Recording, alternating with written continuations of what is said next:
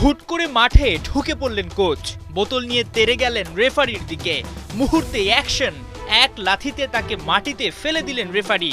তৈরি হয় উত্তেজনাকর পরিস্থিতি। ফুটবল ম্যাচ রূপ নেয় রেসলিংয়ে। খেলায় কত ধরনের অদ্ভুত কাণ্ডই তো ঘটে। কখনো সমর্থকদের কথা কাটাকাটি মাঠে সৃষ্টি করে দাঙ্গা, কখনো রেফারির সঙ্গে খেলোয়াড়দের বাকবিতণ্ডা রূপ নেয় মারামারিতে। ফুটবল ম্যাচে এই ধরনের ঘটনা স্বাভাবিকই, কিন্তু রেফারির সঙ্গে কোচের মারামারি একটু বিচিত্র ব্যাপারই বটে। এমন অদ্ভুত ঘটনার সাক্ষী হয়েছে পেরু কাপের একটি ম্যাচ। পেরুর রাজধানী লিমায় চলছিল স্পোর্ট হুয়াকিয়া ও মাগদালেনার খেলা, কিন্তু ম্যাচ শেষ হবার ৮ মিনিট বাকি থাকতেই খেলা বাতিল করে দেওয়া হয়। কারণ একটাই, কোচ রেফারি দ্বন্দ্ব।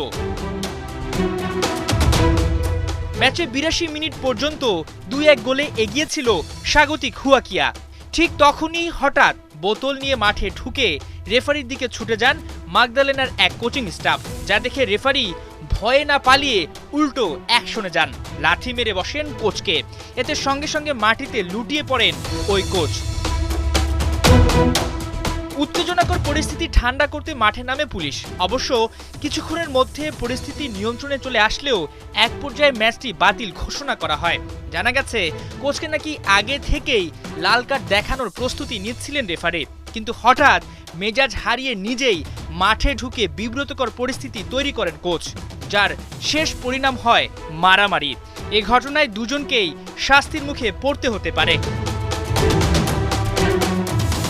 হাসান সজীব, ৭১।